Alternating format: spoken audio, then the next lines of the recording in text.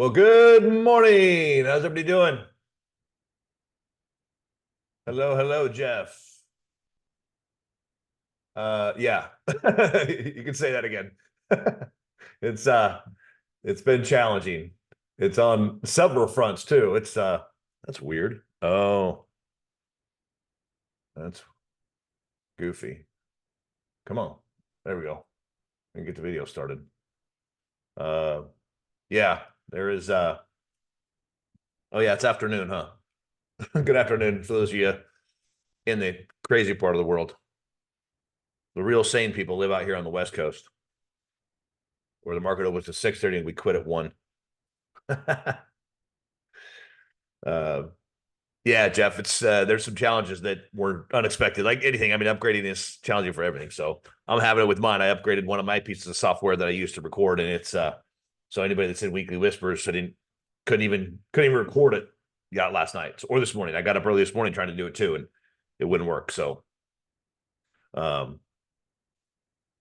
so yeah, we'll get through it though. It's like anything. I mean, there's always challenges to deal with, and it's not always easy, and sometimes you just got to fight your way through it and adapt and adjust. So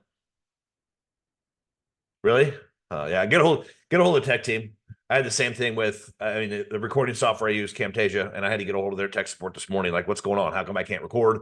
I can't do what I need to. So it's not even our product. It's not one of our products. It's a completely separate one. So every tech company has some kind of challenges and issues. And there was something weird with the old version I had. Then I upgraded. Then I did another upgrade to get another product they have that allows me to do certain things that I couldn't do before. So yeah, if it's not one thing, it's another, right? I know it's frustrating and irritating, dealing with it all the time. And technology is spectacular and we love it, but when it doesn't do what we expect, it frustrates us, right? And I'm the same way. Sometimes I just completely lose my mind because it's like, why is this thing working? It's like, it's supposed to be doing this and it's not. Hey, Brenda. I was trying to get the kitty for you. She was roaming around here right before I started, going right in front of me, smacking my face with her tail, but she found a box over there on the other side of the screen. She'll probably get up on her router in a little bit. So, but exactly, Jennifer, adapt and adjust. So it's it's good practice for trading because that's what we have to do, right? When things get frustrated and you're like, it's weird how my mind always comes back to that. It's like just regular life lessons in anything that we do. And I'm going to touch on that today. And for those of you that know me, you know that's kind of what I do. I relate it to regular life because trading is not much different. When you really step back and think about it, the challenges and issues, the good and the bad that we endure in life, it's pretty consistent throughout every arena you play in, whether it's marriage or relationships with kids or work relationships, all that stuff. It's all pretty much intertwined. I mean, it's all kind of the same. So once you learn principles of how to deal with certain things, and you can translate it to different arenas of whatever you're doing. Make sense? So anyway, let's get the disclaimer out of the way. I'm not a registered broker-dealer, investment advisor. I'm not going to give you any recommendations or advice. Everything we do here is purely for educational purposes. If I do happen to mention a trade, just assume it is a paper trade or practice trade. For regulatory reasons, we do not discuss trading, nor do we discuss taxes. Right, Jennifer? We can discuss them a little bit, but I can't advise on what to do. And I just realized this morning that I used this PowerPoint for Trade U, which was the wrong one. I was like, oops. That's why this was in here. I'm like, wait a minute. Last night I was confused. Like, why is this in here on Trade U? This is never part of Trade U. That's why I was a little bit lost. So believe it or not, I make mistakes now and then, at least about every hour. But so the stuff that's coming up, we got Inner Circle October 28th and November 4th, and then quarterly, that's the check-in. Then quarterly is November 1st and 2nd. Mastermind group October 22nd and 29th, 8 o'clock. Almost everything is 8 o'clock Eastern time, except for that's okay. Martial Market Movers October 30th, Trade U November 4th. Power Hour every Monday at noon. Trading Coaches Playbook, this one every Friday at noon. If you like it, put a fib on it. I like it. That's a cool name. October 28th and November 4th. And then Power Option Plays. It's Monday and Thursday. Cover Call Explore with Trip on Thursday. And even Trip was having issues. That's right. I mean, it's just a challenging time right now. So, but E-mini Think Tank with Brandon Monday, Wednesday, and Thursday. So what we have coming up. And you can find us on all the social media platforms, of course. And then if you're not familiar with me, see a few new names there. So that's good. I've got a few different things. The Patterns in a Flash is the first one I came out with years ago, which is all about technical analysis and learning to recognize the charts and how to trade them, how to trade the specific patterns. It's got a lot of foundational information there as well. So regardless of how long you've been doing charting, I can just about guarantee you're going to learn something from this. There's, I think, 6 to 8 hours of on-demand video. It's all pre-recorded. Flashcards, which if you use flashcards as a kid to learn something, it's all about repetition. And when you flip through them, it trains your eyes to see the patterns. That's the whole purpose of it, right? That was when I started in 2000, that was my frustrating point, is I read books. Back then you had live workshops, you had books. You couldn't do what we're doing now. The technology wasn't there. I started reading books like mad, discovered how powerful patterns were. And then I would see them in the chart, but it was 6 months before. I'd see the middle of the chart, not on the right side. I got frustrated. I'm like, how do I see this on the right side? That's where Patterns of Flash was born, out of my own frustration of not being able to recognize the patterns on the right side of the chart where the trading opportunity exists. It doesn't do you any good to see it in the middle. It's good to learn from. You can see it, but I mean, you can look at it and analyze it and go, okay, if I see this again, but if you see it in the middle again, it means nothing, right? The trade's already gone. You got to recognize it on the right side while it's developing. So that was the whole point of that. There's quizzes in there. And usually what I suggest people do, whether you're new or not, or you've been charting, go get the trial. Thank you, Miguel. Miguel just dropped the trial. You get the trial for 2 weeks, right? You get in. There's 4 different quizzes in there. There's 2 on just basic foundational information. Then there's 2 on different patterns, Western patterns, the head and shoulders, triangles. And then there's a quiz on candlesticks. Go take all 4 of those quizzes. If you ace them all, you probably don't need the tool. Cancel the trial. If you don't ace them all, then there's probably something in the tool that you need. So that's a good way to figure out where you're at on your technical analysis skill. So, and there's between all 3 of them, there's probably 30 to 50 questions. I never counted, but I think there's about 12 or 15 in each one of them. So the Weekly Whispers it's my weekly analysis. I go do analysis Thursday. I only do it once a week. I go looking for patterns. I narrow it down and usually have 300 to 400 charts in my list, my watch list, my filter that I filter down to. I flip through every single one of those looking for a pattern. It only takes 5 or 10 minutes. I find a pattern, identify one, then I go back and I dig deeper in each one. And I find what I think are the best of the best. And I usually land about 20 or 30 every single week that are candidates for that week. And then on a typical week, I'm getting anywhere from 3 to 5 will trigger a trade. Sometimes I take them, sometimes I don't. It just depends on what the situation is, what's going on. But so if you want 20 or 30 candidates every single week, there's Weekly Whispers. And then every Tuesday I do a midweek update, which is 25, 30 minutes. I just go back and look at the trades, make any adjustments to it that are needed, whether or not they triggered or not. So it's basically a quick review of what we've done over the last few days. So Small Accounts Big Return is a pre-recorded 2-hour class that I did, a couple years ago now. It's all about, if you're working with a smaller amount, how to manage that in a way that you can hopefully create a bigger account. That's the ultimate goal, right? So, but now let's talk about this. What are normal trading results? Now, this is mostly focused on directional trading because that is what I do. I very rarely do spreads. I do on occasion. If I find a setup I like and the numbers seem to make sense, I will do a spread. I don't go hunting for them. It's not something that is one of my favorites. I'm not a covered call guy. I have 3 different stock positions, and they are they're not bullish positions, let's put it that way. So it's and I'm waiting for those. They're not really, I don't know if I can call them a hedge, but they're designed to go up if the market goes down. So they're short ETFs is what they are. But everything else I do is trade, short-term directional trading. I'm buying calls and puts. That is 99.9% of my trading. But the question is, and this is where trading can be challenging, is we come in with certain expectations. And we have this idea in our mind of what we want and what we want to achieve and where we want to be. But the question becomes, what is normal? What is trading really truly like? What can you expect for an ROI, right? A lot of people advocate setting goals, and I'm not saying not to set goals. But the challenge is, what should they be? What kind of goals should we be setting? You set daily, weekly, monthly goals, dollar amounts. I mean, if some of y'all have these probably, right? Dollar, you maybe have an ROI return. So I want to make 10% a year, or 100% a year, or 1,000,000% a year. Should we create goals that are broad or narrow? If we're going to set goals, what should they be? But here's the thing is, it can be very dangerous if you're setting static or short-term goals, because it can cloud your judgment. If you set a goal that says, I want to make 10% a week, what happens if you're halfway through the week and you're only at 3%? You're up 3%. You still need to make another 7%, and you only got 2 days to go. You better get to it. Otherwise, you're not going to hit your goal, right? The danger of that is that you might stick with the trade too long. You might hold on to losers too long, hoping or doping, right? That it comes back because you want to hit your goal.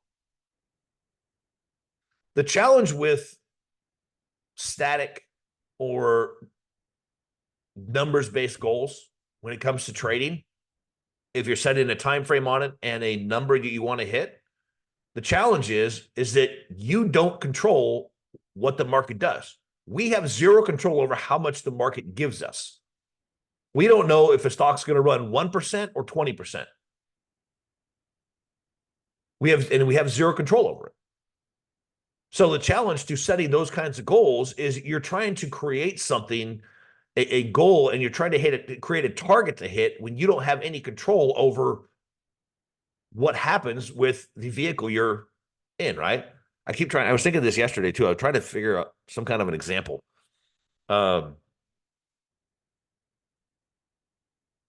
never did come up with one. I'll figure it out eventually, but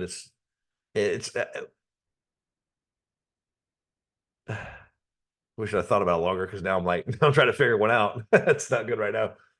It's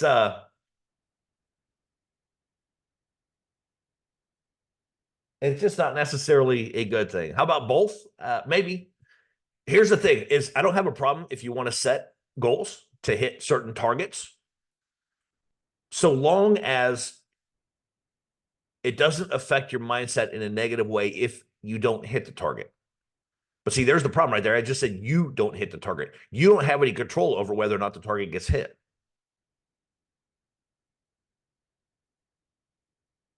The market does.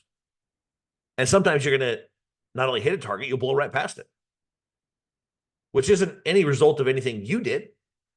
That's the other challenge that I see with goals, is if you do hit a target, you're like, look at how great I am.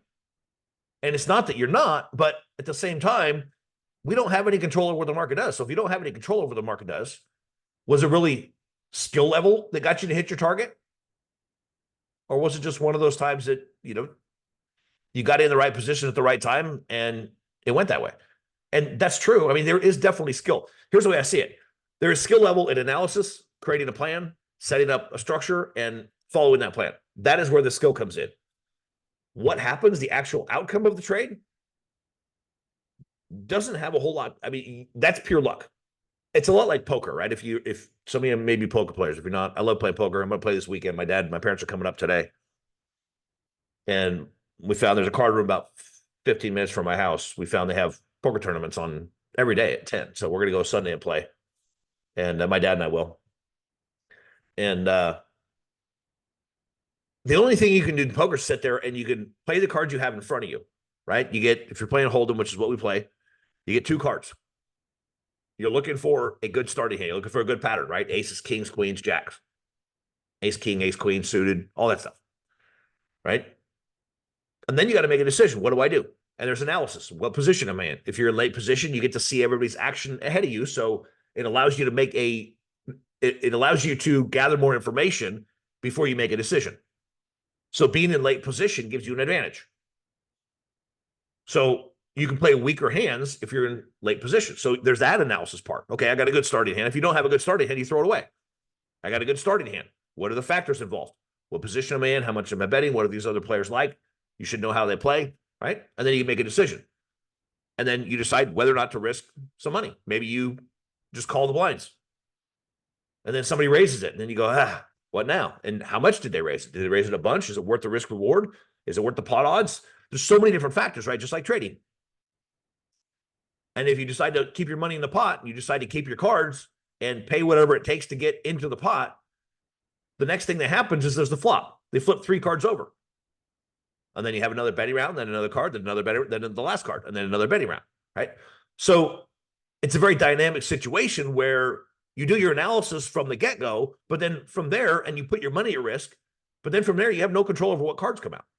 And you then have to adapt and shift to which cards land on the table to decide whether or not you want to stay in the pot or get out.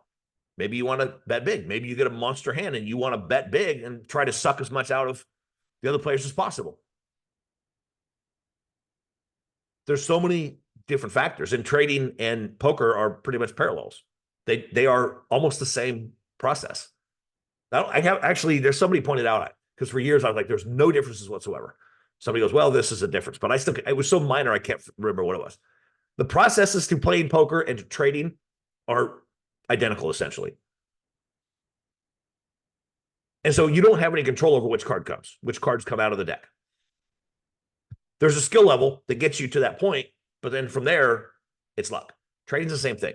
You have the skill level, you analyze a chart, you figure out, where to get in, where to get out, and then you pull the trigger and hope that you get the cards you want. You hope the stock moves the way that the analysis says it will.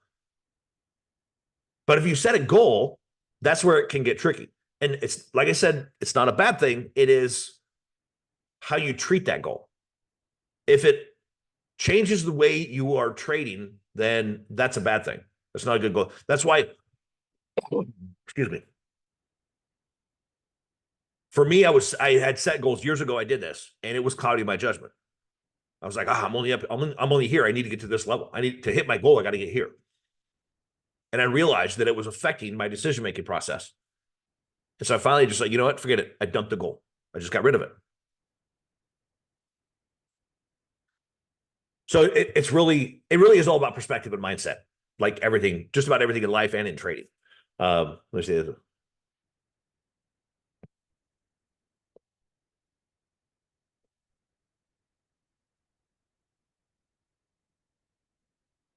Oh, yeah, that's good, Jennifer. That's good. Lost 2/3 of your gain, but had to look at other stats. Overall, that's good. You're making 2 times what you were making at a regular job. That's good. That's always good to hear. So, yeah, put it in perspective. That is the key. Like I say, goals are not bad, but if they're clouding your judgment, they're bad. If they're not clouding your judgment and you're not trying to hold yourself to some goal that you don't have a lot of control over, then that's a whole different ballgame, right?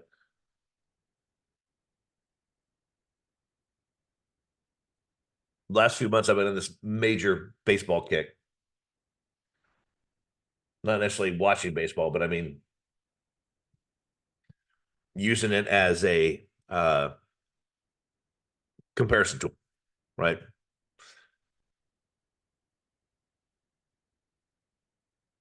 Professional baseball players, they don't expect a home run every time they step up to the plate. They don't even expect a base hit. But what differentiates the pros from the amateurs? It really is, it's 100% mindset. If you have the physical athletic ability, which a lot of people do, but you don't have the right mindset, and I can give you 3 examples in my personal life. Burke was a guy I grew up with, Black and Ritter, 3 guys. They were all, Black and Ritter were a couple years older than me. Burke's 3 or 4 years older than me, but they all played baseball, all good athletes.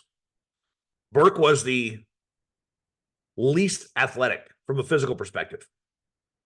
Black was next, and Ritter was by far the best athletic. He was the guy I grew up with. I literally met when I was 2.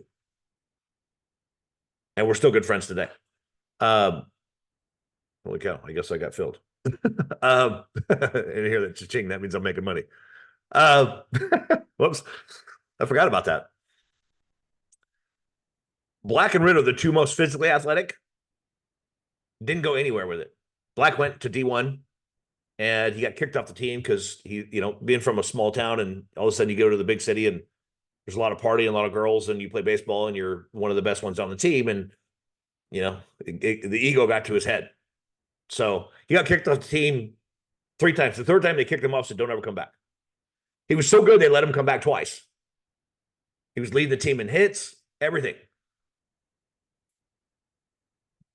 but he didn't have the mindset. Ritter, he didn't have the mindset either. He didn't really take it that seriously because he was taught that going pro was virtually impossible. Only a tiny percentage of people make it. So don't chase that dream because it's not likely to happen. Even though he was by far the most athletic at every sport, tennis, basketball, soccer. I mean, everything he picked up. Gaming. I mean, we play basketball and he's super quick, and I hated it because he would go like half speed and still kick my butt. And if I got ahead of him, then he would turn it on and I'd just get crushed. And I was decent, but he's so good. Anyway, so Burke ended up going professional, and he got kicked out of college. Ritter didn't even play in college. He tried. Well, no, he walked on at soccer at the college up here in Seattle, but he didn't make the team, which is weird because I thought he would, but I don't think he tried real hard. But the mindset is what differentiates. The least athletic had the best mindset, and he went pro. The other two didn't. And trading's really not much different. Because when a professional baseball player walks up to the plate, and you probably all watch baseball, and it's not much different than trading because it's not very fun to watch. It's rather boring. There's not a whole lot of action going on. It's kind of just slow and methodical and tedious, and a lot of waiting, right? A lot of waiting for maybe your player to come up to bat. There's a lot of standing around and kind of, so not much different than trading, right? But if you look at the bottom, you got 160 games a year. And this is where I think it's good to get your mindset into. You got about 4 at-bats a game. That gives you about 640 at-bats a year. If you get 190 hits, that's 300 batting average. 300 lifetime batting average puts you in the Hall of Fame. For those of you not familiar with baseball, which I'm assuming you all are, a 300 batting average is 30%. If you get a hit 30%, you're literally one of the best ever. You're in the cream of the crop, the top of the top. Why don't we see trading that way? I think you've probably all seen the risk reward thing. I do, right? 3 to 1. As long as you have at least 3 to 1 upside, you only have to be right 27, 28, 29% of the time. And you're making a profit. Just like a baseball player. A baseball player can hit the ball 25, 30% of the time, somewhere in there, and they're in the bigs. And they're making, the minimums, I don't know what the minimum is now. I know when Burke was playing, it was 600,000 or something like that. Or maybe it was 450, but that was, 10, 15 years ago. It's probably 600, 800 now. That's just for being, bottom of the heat pro. The best of the best are making, 5, 10, 15, 20 million a year. I don't know what the top of it is.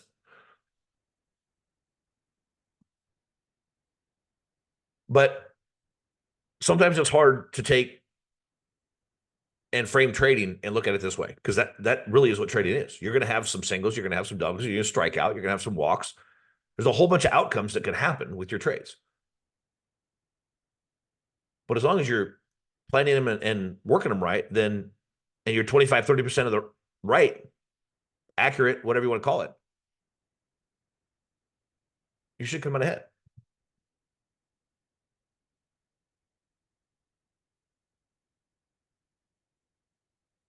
Yeah, it's a good point, Trip.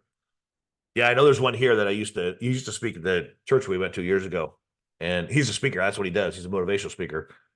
And I really lives around here. I've seen him a couple of times in the last few years, but Trip says, I was in a non-trading mastermind a few years ago with an ex-NFL player. He used to say the players in the NFL are not necessarily the best football players. They just didn't quit. Which is a good point. Not quitting is another key. And honestly, that's what Burke did too. He literally played the minors for 13 years before he suited up on opening day. He got called up in, I think, 01 or 02. He was playing for Anaheim, their minor league team, and then he was a catcher, right? So the starting catcher got hurt. So he came up for 2 or 3 weeks while he recuperated. But then he went back down as soon as he was back. And then in 05, he got called up. The White Sox starting catcher had a season-ending injury, so he got called up and played the second half of the season, the year they won the series. So, no, their stop got filled. Yep, major part. There we go. It's a good segue, Trip. Thank you, Jennifer. I appreciate that. It's life lessons and trading lessons as well. So I'm speaking from pure experience. It's not exactly like I just made it up. It's honestly the things I've had to. I mean, trading is brutally difficult. If you haven't figured it out yet, then get used to it because it ain't easy. You'll go through streaks where you think you figured it out, and I've done this several times. You get on this streak, you're like, "Oh, I figured it out," and then you get a little lax, you get a little lazy, or you do this, or you start going, "Okay, I figured it out. I don't have to work as hard. I don't have to think as much. Just put it on autopilot." And that's when the market goes, whack, smacks you across the face and says, "You're an idiot. You don't know what you're doing." And then you second guess yourself, and you're like, "Wait a minute." And a lot of it's just a confidence thing, and learning to recognize that when you're going to have those periods again, just like professional baseball players, they all go through slumps. I'll never forget growing up as a kid. My dad was Oregon State alumni, and they had season tickets to football, and then we went to a lot of basketball games. So I grew up watching Gary Payton play, and I met him a few times, and I have several of his autographs. And somebody interviewed him one time after the game. And I remember watching it up on the big screen in the thing, and the guy asked him something about, "Well, you were on a cold streak. You just weren't, you were not hitting anything." And he just says, "Well, you got to keep shooting. Eventually it's going to go in. Eventually you're going to snap out of it. You're going to have the same thing in trading. You're going to go through a period where you're just getting beat down. And then you have other periods where it's the exact opposite. And what you have to do is recognize the law of average. It's just like, and that's why I go back to the batting thing all the time. Because baseball players have the same thing. You have these cycles. It's like that in everything in life. Is sometimes you're on cloud nine, you get a promotion at work and you're just kicking butt. Your business is tearing it up. And then the cycle turns and you get down and you start to question yourself. And it really, truly is. I mean, the vast majority of trading is purely about mindset. So one of the things I've shifted to in the last, 10, 15 years is shifting my goals, not to numbers or like I want to make 10% a week, or I want to make this much, I want to make that much. I just want to do solid analysis, create a solid plan. I want to manage my mindset well. I want to follow my plan, make sure I'm not deviating from that plan. Because if I have a solid plan with the odds on my side, then in the end, I'm going to come out ahead anyway. The stats just do that. They prove it, right? I want to manage the trade well. I want to manage my mindset well. I want to be content with what the trade gives me. Just like at the poker table. I'll employ these exact same things at the poker table on Sunday. It's like, I don't know what cards are going to come out, but I'm going to deal with whatever's there. And I'm going to bet accordingly. And I'm going to, if I have a monster hand, I'm going to try to suck out as much profit as I can from anybody else that's still in the game, that still wants to play. So, but you don't know what you're going to get, right? You got to be content with what the hand gives you, the trade gives you.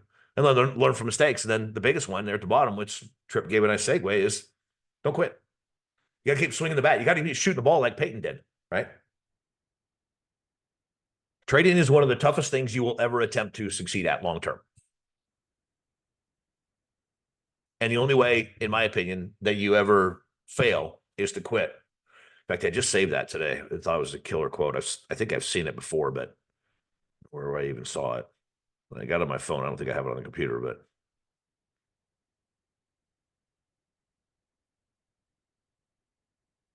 Oh, yeah. A man's not finished when he is defeated. He is finished when he quits.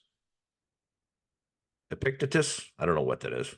It's some statue of some guy from God knows when, but a man is not finished when he is defeated. He's finished when he quits. In other words, getting knocked down doesn't mean squat. The question is, do you get back up and you keep moving forward? Getting knocked down means nothing. Everybody gets knocked down. And I've been knocked down, not only in trading, but in a lot of ways in personal life, and it's not fun. But you have two choices. Either stay down on the ground and beat yourself up, or get up and, find a different way, different route. Tis what it is. There's the one thing I say all the time. It's one thing I'm a major failure at. This just came out of my mouth years ago. I'm an absolute failure when it comes to quitting. I suck at it. I'm absolutely terrible. I don't do good at quitting. So it's the one thing I've massively failed at, which is a good thing to fail at. If you're going to fail at one thing, fail at quitting, right? Just don't give up. All right, let's go play on the charts now. Let's see where I'm at. Curious. What is going on there? Okay. No, I'd set up a trade before I started here, and it triggered. I didn't hear it trigger, but I didn't get stopped out. Stopped out of some, but with a profit, a little profit. Actually, it's about break even, it looks like. Oh,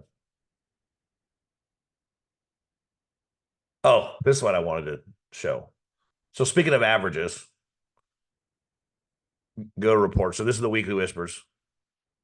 And if you're not familiar with it, so this is Omega Charts, right? And it is they have a practice platform. And I wish they do have options in here, but that's not their strength. This is a killer end-of-day analysis platform. That's what I use it for. But I discovered 2.5, almost 3 years ago, the practice platform here is really awesome. It keeps a tremendous amount of data, which you can see right here, right? It tells you your total net profit, profit factor, winning percentage, total trades, averages. There's tons of data in here that can really give you some insight into your own trading and maybe give you something that says, okay, you need to adapt here, you need to do this, or you need to do that, right? Shift this around, shift that around, change this, change that. Where did, oh, there it is. Lost the chat. Make sure I'm not missing any of you guys' messages. So this is spectacular. Unfortunately, the options part doesn't work. So I only trade stocks on it, but I essentially set up an account to mimic an options account.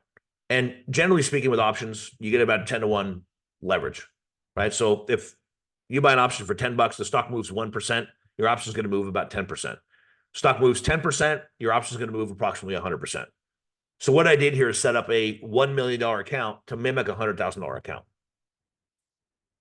And my max trading rule is 10%. So I don't put more than 100 grand into one trade, which would be the equivalent of 10,000 on a $100,000 account. Hopefully that makes sense. It's weird and it's goofy and it's annoying, but it is what it is. And you just got to adapt to it. But this allows me to track my results and how we're going. And so far this year, and I do this on an annual basis. I just did it last year, was the first time, and I kept the records for just a year, and then I started a new account for 2024. So I have an annual record of each year. So total net profit right now is 108. So this is a $100,000 account to start. Basically, we're up a little bit, about a double. Here's the interesting part, and you can see on the left-hand side, there's a lot of breakdowns. You go long trades, all trades 321. Long trades is only 43. Short trades 278. The vast majority of my trades have been short. And some people are like, well, because some of you know that I'm bearish, right? Overall, I think the market is eventually going to turn over and head south. The question is when, how far, and how fast. I mean, of course, that could change. If certain factors change, then obviously that could become different. If somebody gets in office and things get different, then, who knows how it could be. It could go either way. Could go up, could go down. We don't know. I still think even no matter who wins, I still think there's a lot of headwinds. There's a lot of underlying problems, financial, economic problems that I don't know. I still think it's going to be nasty no matter who's in office. Let's put it that way. I think one way could be worse than others, but we'll see. Only time will tell. I remember what I was just thinking. Oh, I mean, the vast majority. So even though I have a bearish view, a lot of stocks have been in a bearish trend in the last couple of years. A lot of them have. And this is another reason to trade short term is most of my trades are bearish. There's those monthly history. So this is what I want to get as weekly history. Actually, let's look at monthly real quick. I didn't even look at this. Oh, interesting. Let's look at the weekly first, then we'll go down there. But this is I was looking at this the other day, and realizing, and that was part of the reason for, covering this topic today, was that when you look at this column right here, profit. So there's the week on the left-hand. So this is a weekly thing, and I must not have traded the first week or two. But it keeps all the data, tells you how many trades are, what's your win percentage, win average, your average loss. So you can look at all that stuff, but I really want to focus on the profit column. So the first week that it traded, which was the second or third week of January, was down $2,400. Right? Struck out. The next week, that's probably a double, right? Nice little double there. Up in the black, that's good. The next week, lost 4,900. That's a strikeout. The next week was strikeout. The next week, got a little, that was maybe an error. Base hit on an error. Strikeout. There's a bye week. Strikeout. There's a single. Almost a double, but got stopped. There's a walk, right? There's a single. Right? I should grab the pen, right? So look at these here. But you can see, on a net basis, this is the net profit, still negative. But it's just little singles, doubles, walks, base hits, this and that. And then all of a sudden, what happens? And then here's a triple. And the next week, there's a grand slam. The next week's a home run. So literally go from being upside down $3,000 after 4 months of trading, just kind of back and forth and, getting upside down a little bit here. And in 3 weeks, 4 weeks, well, there's a double. In 4 weeks, we're up 52 grand. So go from down 3% to up 50%. First 4 months, negative.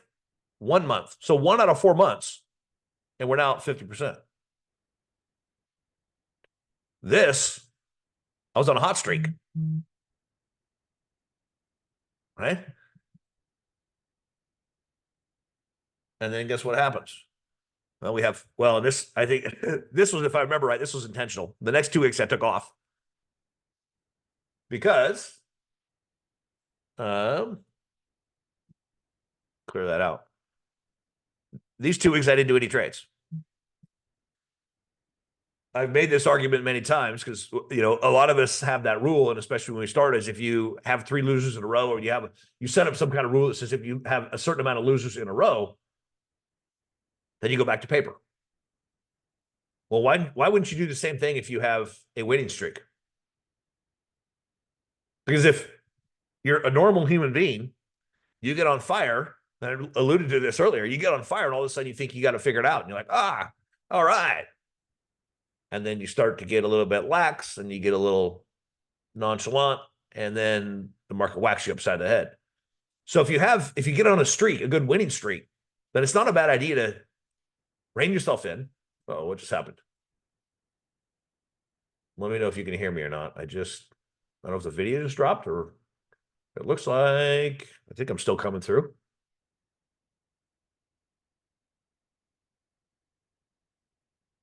Can y'all hear me still? It looks like I'm coming through here. Okay. Thanks, Trev. Yeah, it's weird. The video just dropped, it looked like. So, all right. As long as you can hear me, you don't need to see this ugly mug. What app is feeding all the data to Omega charts? Good question, Tom. I have no idea. I don't know where they get their data. I'm not sure, honestly. I think they have some sort. There's only 1 or 2 or 3 sources of market data. Most of them, the Dow, the NASDAQ, they sell their data. That's how they make most of their money, right? That's how they make a killing. They're pumping this data out, and they make people buy it. If you want the data, if you want real streaming data, that's why you have to pay for it from providers like this. They build out software, but they have to pay for the data as well to feed it into the software. So, oh, you do? Okay. I just see Rob's picture up there, but all right. So yeah, I'm not sure where they get their data, but so again, if you get on a big streak, then it's not bad to step back and catch your breath, humble yourself, because if you don't humble yourself, the market will humble you. I guarantee that. I've been there many times. But then the next few weeks, a little one, a solid week. That's a home run week. And then the next 3 weeks were not good. There's a big strikeout, huge strikeout there. Little strikeout. And then you can see here a few weeks later, there's 2 big weeks in a row. But here's where I think it gets interesting is this is just normal. I mean, this is me taking the weekly whispers, the candidates, and trading them like I would trade anything else. Either enter it, set the plan. Let's look at this. I'll go show you the charts. But what you'll notice though is I only have one 5-figure losing week, but we've got 1, 2, 3, 4, 5, 6 5-figure winning weeks. So it's, what is that? 6 to 1. And if you're trading directionally, this is the way it should be. You should have some big winners, whether it's a week or a trade, however you break it down, it's kind of all going to average out anyway. But if you minimize your losses, you maximize your profits, this is the way it should look. You should have 4, 5, 6 to 1 as far as numbers. You should have some big weeks and then make sure you're not having big losing weeks. The rest of these, I mean, I've got 1, 2, well, yeah, that's 6. 6 big weeks, 6 home runs, if you will, 5 home runs and 1 grand slam, and only 1 monster strikeout. The rest of them are just regular strikeouts, singles, doubles, walks. That $10,000 week was that was striking out at the bottom of the 7th or the bottom of the 9th in the World Series, and you lost the series for the team. Whoops. But this is, winning the series for the team. And there's the beauty is when you have a big winner, when things really move big, that's $30,000 of profit where I lost 10 over here. So, you know what I mean? You'll get the drift, I think. So the goal is to have big winners and little losers. And this is, like I said, I was looking at this last week and I thought, this is, I think, a good thing to look at because this is the way trading is. I see so many people, and I think I alluded to this last night, but some of these people get on these Facebook groups and they're new. They don't know much about trading. They're brand new. And somebody posted something. They're like, oh, I see these people posting these 1,000% winners and this and that. It's like, you know what? Those are once in a lifetime things, maybe twice. Those are, game 7, bottom of the 9th, bases loaded, down by 3, 2 outs, count as full, swing and hit a home run, and, you win the game by 1 in 1 swing. That's a once in a lifetime opportunity. That's a once in a almost historical thing, right? There's only one of those that happened, wasn't it? What was the guy, the lefty that hit a home run off his back foot? I can't remember. I've seen them play a bunch, but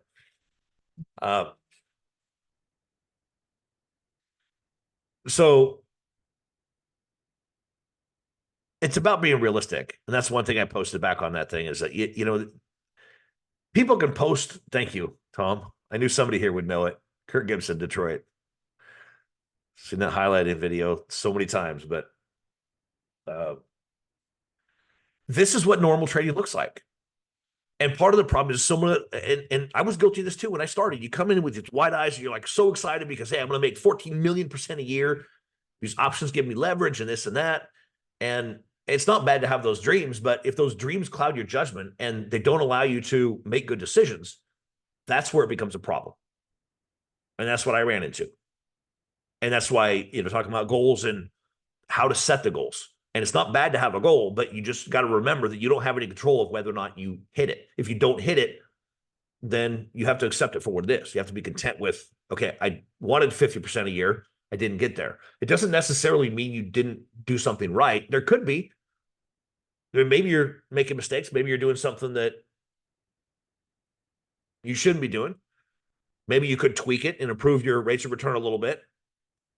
So again, it's not a question of whether or not you set goals. It's how do you treat them? It's perspective. Going back to what Jennifer said, is you've got to put things into perspective of what it should be. And going back to my goals, my main goal is just focus on placing good trades.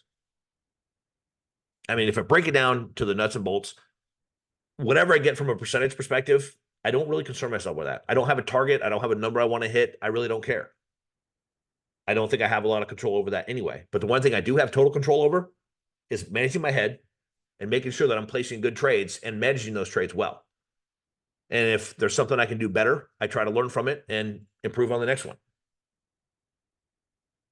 And it's those incremental little changes. It's like Dr. Jordan Peterson says, you can make 1%, a little 1% change every single day.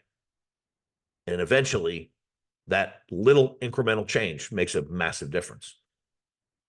right? So there's monthly. I wasn't even looking at this the other day, but there's the interesting part, and I don't have it pulled up, and I don't want to waste the time going looking for it. But last year we were up 122%.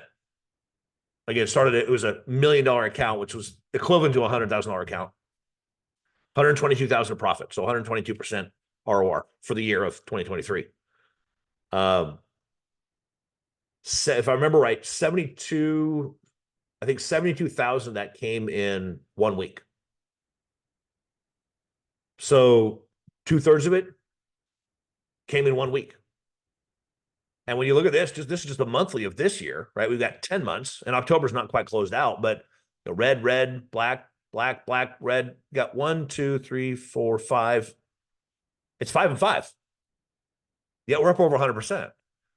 Because 1 month is 57, 1 month is 39, 1 month is 24. And there's no months that are over 10 grand. We had that 1 week, but obviously must have bounced back from that. So big winning weeks, and it's 3 out of 10. That's 30%. 30% of the months have been big winners, and the other ones are basically just base hits or strikeouts. And once you start to realize this and you stop focusing on every single little trade and treating it as if it's, it's the game-winning run in the World Series. Every single trade is not a World Series at bat, just a regular season at bat, right? That's all it is. You're just stepping up to the plate and swinging. You get up, you analyze things, you do your thing, and whatever happens, happens. And if you strike out, you go back to the dugout, you grab your glove, and you go out and play defense. It's just trading. It's just batting, right? It's just baseball. And that's what the pros do. And when it comes to professional trading, that's what you do. You get in the batter's box and you swing the bat and let things play out the way they go. So feels like I'm getting repetitive now. What was I going to show though? I was thinking I was going to show something.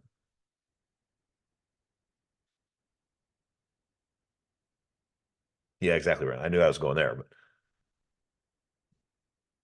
you and me both, Jennifer. And that's a bad habit. I'm still working on breaking that. Is you want to try to squeeze every single thing out of the trade. And I got frustrated, and I do some day trading, and when I get ticked out by a couple of ticks or a couple of pennies, it's like and then it turns and goes the other way. It's like you get so frustrated, but it is what it is. Yeah, what are you gonna do? You gotta have stops in place. But then other times I have not got stopped out. I've been underwater. It didn't hit the stop by 2 or 3 ticks, and then it turned and went and ended up profitable. So it basically works both ways. But all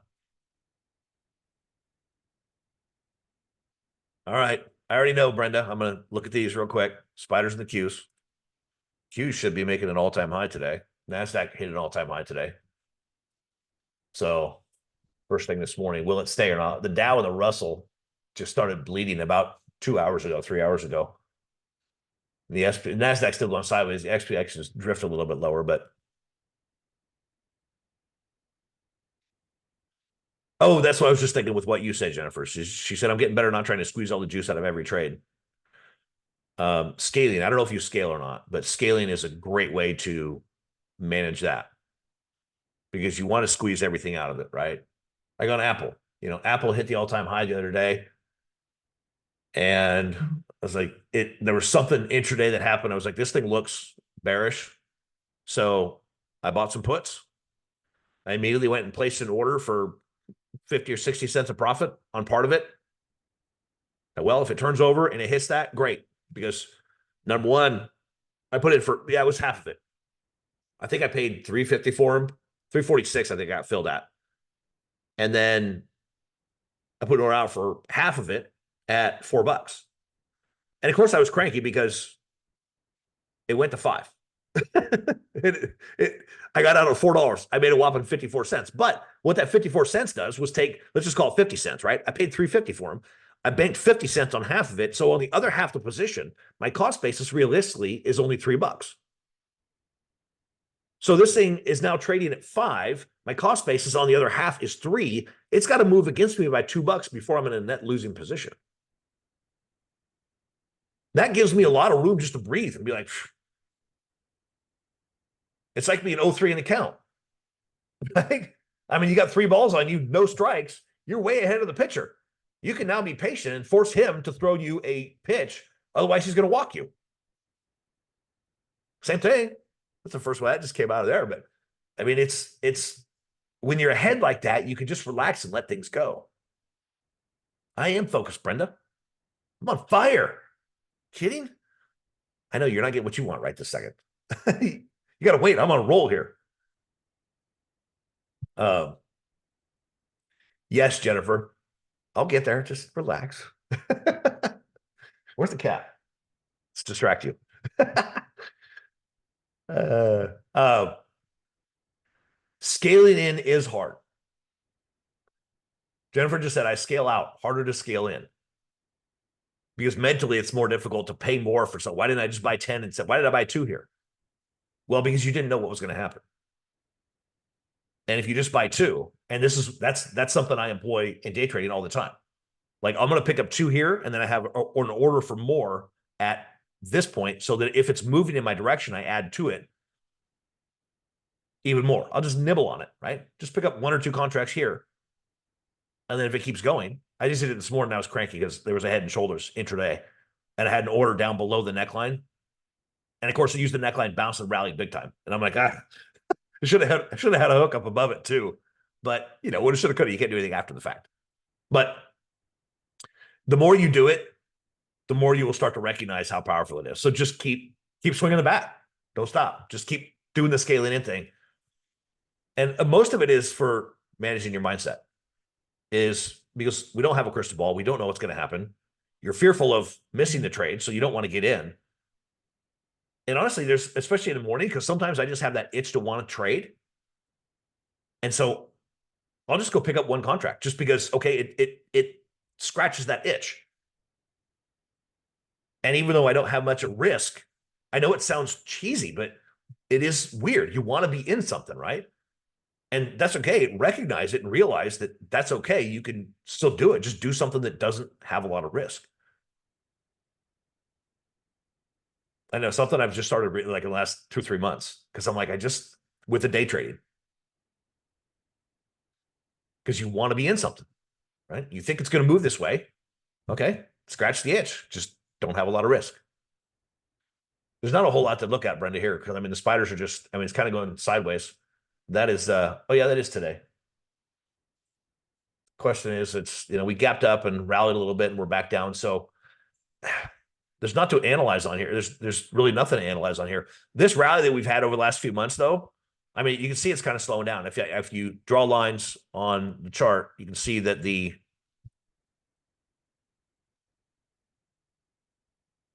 is kind of sort of slowing down a little bit. So if it breaks below this level, it's probably coming back here.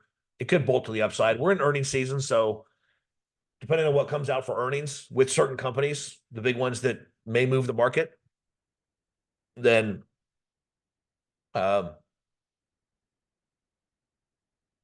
it can obviously, move the market overall. I don't know why. I don't know what there was really no news out today that I know of that caused techs to rally. I'm not sure why they did. Apple's actually relatively weak compared to the others. McDonald's is getting blitzed because of E. coli.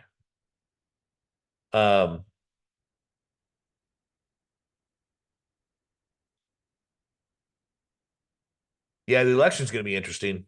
I don't expect to have, well, we may have a result, we may not. It's hard to say. There's a lot of people predicting that we're not going to have any result the night of the election. So people are going to trade that. I'm just going to treat it as moot. I don't know what's going to happen, but all right. So let's say it's going to break down, or if my expectation is that this thing's going to break down, actually, that's just about right there. So if the SPX drops off, it breaks below that trend line, my entry is right there below the low of that 5702.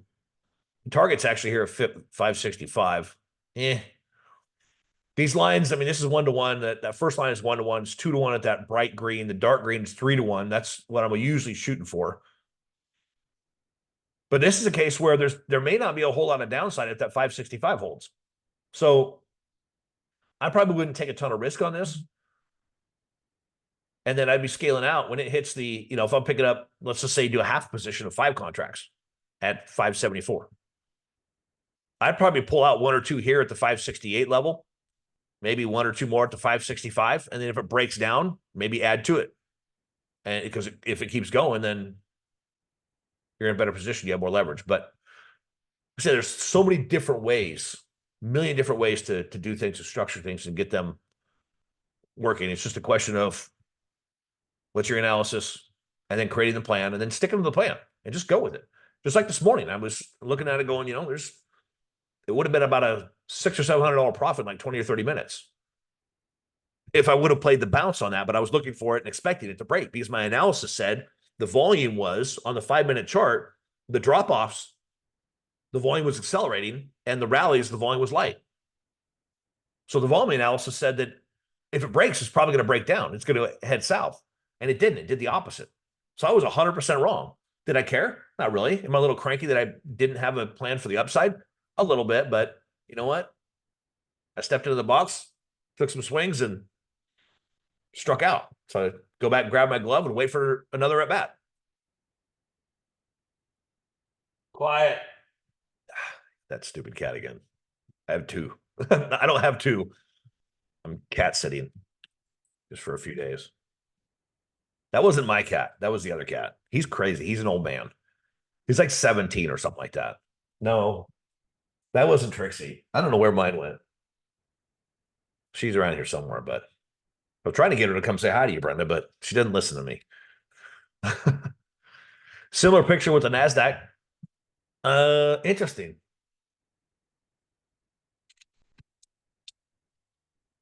So the Qs, so the NASDAQ makes an all-time high, but the Qs have not. Yeah, she doesn't like him at all. When he gets close, she just growls, runs him off.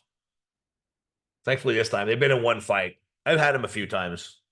Watched him for a few days or a week or 2 for a friend. So that's interesting, though. Because, yeah, the NASDAQ hit 18,690.01. That's a high. I'm looking at here's the. So this is the intraday chart I have of the overall market. So NASDAQ's right here. And when it'll post a high. When it hits a high, it posts it right there. So it shows you that's the high of the NASDAQ. But for some reason, the Qs hasn't hit a high. And that is, that's about where it's at. That's interesting. So the ETF's not there. Typically it should be, but the intraday don't update on the indexes themselves. So anybody have any stocks they want to look at real quick? We just got a couple more minutes. I was a couple minutes late, so we'll go. Or do you want to see the well, yeah, this is last week. I couldn't even record. So all right, see you, Trip. Good to see you. NVIDIA. There's that kind of a nice symmetrical triangle. It's playing out pretty well right now. I got out a little too early on it, which is okay, but good, but it's not. So you look at the longer term picture. I mean, this is one reason I love patterns. That's why if you haven't been in patterns and flash, get it. And then this was on the weekly list for 2 or 3 weeks ago, and that's the beauty of triangle. So if it keeps going, I mean, if the triangle plays out, it should go to about 160, which it looks like it might. Like I said, I got out. I don't remember what day it was. I think it was this day, or I think it was the day that popped up there to that, or maybe it was the day it dropped off. I think I'd gotten out of some of it. I scaled out a part of it, and then I put a stop pretty tight below the low of that day, and it got stopped out. So, but that's essentially, I mean, how I do it, right? I look for getting a little closer. Look for a pattern, set up a plan, put the stop below the low part there. And if it breaks out, get in. I don't remember, enter either this day or this day. And then this is the 1-to-1 target. So if it looks like it's getting weak, which it kind of did here, it wasn't that strong. There wasn't a lot of volume. There wasn't a whole lot of excitement behind it. So if it goes up some, it's like, I'm not feeling quite as good about it. And it's not looking that strong here. So I'm going to take some off the table. I think I took about a third off the table, maybe half. I don't remember exactly, but, and then I'll move the stop up. Sometimes I move to break even. Sometimes I just move it from here to here. I'll just use this line right here and go drop it in. Say, okay, there's my new stop. And then if I move it up, I'll drag it up. I think what I did, if I remember right, I moved it up to about right there. I think this day or that day I took out half of it because it was starting to show weakness. And then I moved the stop up and put it right there. So I'm still making a profit, right? If it does tick it out, still making a profit. So still made a profit on it. Was it a monster profit? No. Do I wish I would have waited 2 more weeks and it was up here at 143 instead of 135? Well, yeah, of course. I mean, it's easy when in hindsight to see what you should have done. A whole different ballgame when the bullets are flying. That's what, and that's what differentiates. I remember it's probably 2 years ago I was on Benzinga with Spencer. So, well, how come you didn't just do this and this? How come you didn't get in here? How come you didn't get in here and, get out right there and then get back in right here? It's like, get in right here when it hits that line. Well, first of all, you've only got 2 hits on this line. It's not actually confirmed until that hit takes place. There's no confirmation this trend line is good. That's one thing you'll learn in Patterns of Flash if you haven't been in there. But why didn't you just get in here and then get out here and then re-enter here? And I went like this. Like, okay, you tell me this. You're looking at this chart right here. Are you going to pull the trigger on that trade? Go long on that? Because you don't have a confirmed trend line. I mean, you could. This is somewhere that maybe you say, okay, I'm going to nibble on it. But I'm not going to get it in a big trade right there. It's been dropping for a week and a half. And sure, it should bounce. You'd think it would bounce a little bit. Maybe it will, maybe it won't. But if you're looking at that chart, it's easy once it's here to say, oh, you should have gotten in there. But like I say, it's a whole different game when the bullets are flying and you don't know what's coming next. MSTR. Well, this is mostly going up because of Bitcoin.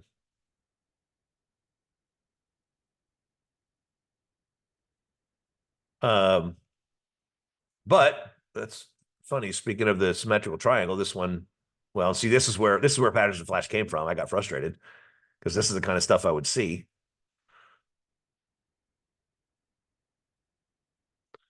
There's a beautiful symmetrical triangle, but it's kind of a little late, right? So then we do the measured move.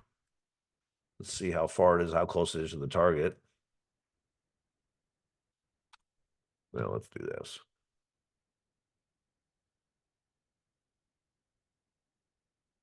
When you say scaling graph, Tom, I think you're talking about the risk reward thing this right here. Correct me if I'm wrong, but I think that's what you're referring to. That is part of Omega charts. Omega charts trade nav, same thing. I just realized I didn't change back to Omega charts. So the company that built this software, we just branded it. So you can brand name it whatever you want. So yeah, they're the same thing. I just switched over because I did the training videos for Omega charts, and I also did one for the guy that started Trade Navigator. Genesis is the name of the company, right? He wanted one of those for his students, for his subscribers, the people that use his tool outside of wealth builders. He wanted a training tool for them as well. So I created the same thing for them with his name stuff on it versus ours. So it makes sense. So I had to switch it over to Trade Navigator so that his people didn't get confused. Like, wait a minute, what's this? But yeah, so it is the advanced risk reward. And I've got it there. I think it should be under drawing. Where did it go? Maybe it should be here. Oh, there it is right there. So if you go to the drawing tab up there, you can do it there, and you can set these up on you. See, I just have the tools on the side that I use. There's so much stuff in here that you can have, and your default is there's probably a million things here. I got rid of all the junk I don't use and only kept the stuff I do. So, but yeah, that's part of this, part of Omega or Trade Nav, whichever one you're using. And you have to modify it. You want to go in there and tweak it and make it what you want it. But it's a 3-to-1 tool that saved me a ton of time. I used to use the calculator. Some of you have seen that. I used to go draw a stop, go draw a target, and then have to punch the numbers into an Excel spreadsheet and have it spit out a number, and then draw the other line. This one, I just have it set up. I just draw it and adjust it. And that that dark green line is the 3-to-1 spot.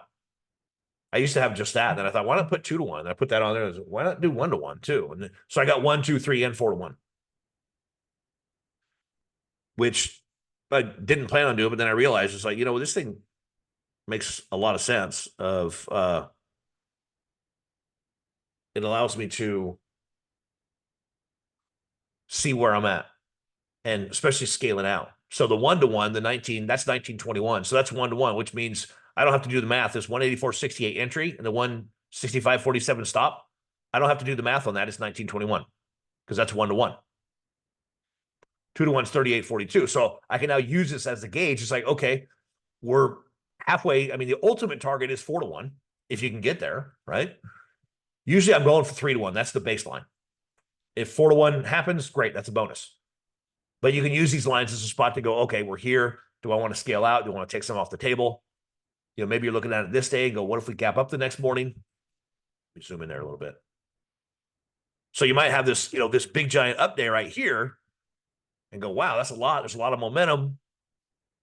Is it going to keep going or not? Well, maybe you throw an order out in the morning at the 2-to-1 says, take me out of a third of the position or 10% of the position. Give me a little bit of profit if it hits that at any point, and it gaps up and takes you out at 10% of your position.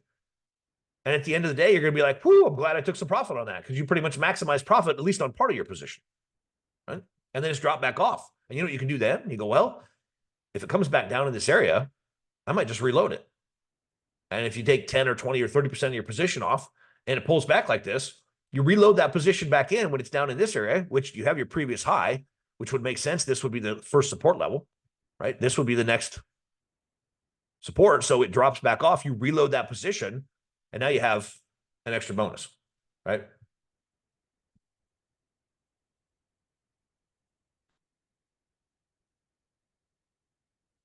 How do we determine where to start drawing the lines? Let me answer that, and then we got to wrap up because I just realized I'm 10 them over. Yes, it is very volatile. And this is a quasi Bitcoin trade. And it's weird that it's taken off like it is, because Bitcoin, even though it's run up to the high of 70, it hasn't broken out. Bitcoin is still stuck in that range. It has been for months, between 70 and or whatever it is. But yeah, it's basically hit 70. It's hitting that upper end of the range. But so why MSTR is raging like this, I don't know. Let me grab something. I don't think I have one on Microsoft. Okay, I don't. That's what I thought. Because this is in the middle of doing a head and shoulders. That's earnings. So I put the vertical line on there for earnings. So I know if there's a candle on that vertical line and I'm going to trade, I need to be out because it's earnings the next day. So that's the trick I've started using the last year or so. So I know to get out of stuff. So there's a big head and shoulders on Microsoft, right? So let's say that I'm going to draw a plan on that off this big head and shoulders, which still has a while probably to play out. Got a little miniature one going right now, but as far as drawing the tool, I just grab it, and it depends on which way you're going, right? You got to drag it. So I usually start with where the stop would be. So I'm adjusting this to where I want to put the stop. I'm not going to put the stop right there. I'm going to put the stop just slightly above the neckline, but the neckline is sloping up, so I've got to go a little bit higher. And who knows how long it could take to get there. And then if it's a round number, I might adjust it. Let me pull these out. So, okay, so I want to stop right about there, 404.32. That's fine. So then I drop it, let go of it. It's in place. And the target for the head and shoulders is way down here. Now on that big of a target, I'm going to put the 4-to-1 at that level, not 3-to-1. So then all I have to do is come back here and see a little arrow show up, grab and drag it until I get my target where I want it. So that's close. So the first thing I do is I start drag and drop. I put the stop. I get the stop where I want it, and then I'll grab this entry line and adjust it to get the target where I want it, whether it's the green line or the orange line, whatever it is. Easy enough? Yeah, it's pretty simple. You just have to do it a few times. Just go play with it. You're not going to hurt anything. Just go play with it, draw a bunch on there, and figure out how to do it. But the first thing I do is set my stop. Is where, if this thing goes against me, where am I getting out? At what point do I no longer believe that this thing's going to do what I thought it would? At what point do I no longer feel confident in the pattern playing out? That's where I put the stop. Above or below a support or resistance level typically is where it lands. So, and then like I say, I just adjust the entry point based on where and this one's so big. And here's the thing where Oh, come on. I don't know why it's got weird formatting things, but uh, that's a 17-point range, right? The entry point, the neckline is right here, and we're looking at probably several weeks before it gets down here. I mean, I can't imagine it might drop in a couple of days, but you look at this period, that's about 3 weeks right there. So it would take a while for it to get down here to this red line. And, well, depending on what earnings does, right? We got earnings in a few days. That completely changes everything. Could. Thing could gap up. It could get hammered. We don't know. But strip that away. If it's down here, if my entry is below the neckline, which is right there, but based on my plan, it's way down here, I might drop an entry point and say, you know what? I'm going to nibble on this thing. I'll throw it in like this. I'll nibble on this thing right here, or maybe even just below the neckline. And in this case, where it's a big high flyer, you go, okay, well, $400 is a round number. I'm going to put an entry there. I'm going to pick up one contract there. And then you put another one down here and say, you know what, if it breaks that next support level, which is about 5 points lower, I'm going to add 2 more to it here. Now I've got 3 contracts. And then you put a full order for another 7 in down here to 387. So by the time you get down to 387, you're already profitable. You already have some profit in the bank. And then you can put your stop in there. You could even, and then there's so many ways to go about it. And then, you put an order down here at 380. Well, if you got in at 398, you got an $18 profit by the time you get here. You take that one out here at a little bit of a profit. You just reduced your risk on the overall trade. And that's really the goal. The ultimate goal is to get your risk as minimal as possible, as quickly as possible. Hence the reason I traded the Apple that day, like I did. Buy for $350, put an order immediately at $4. If it hits it, not only am I profitable on the other half, but I've just banked some profit. I cut my risk in half. So I cut my risk by about 60 or 70% actually in the same day, in 3 hours. So now I'm in a position where okay, I'm not going to worry about it. It's okay. I can relax and let it breathe and let it do its thing. Give it more time to play out. So anyway, all right, I got to wrap up. Way over now. So anyway, awesome. Well, glad it's been helpful. I appreciate y'all coming and hanging out and having some fun and listening to me ramble. Right, Brenda? And maybe Trixie will come out next time. So, all right, y'all have a great weekend, and we'll see you on the next round. All right, God bless y'all. Bye-bye.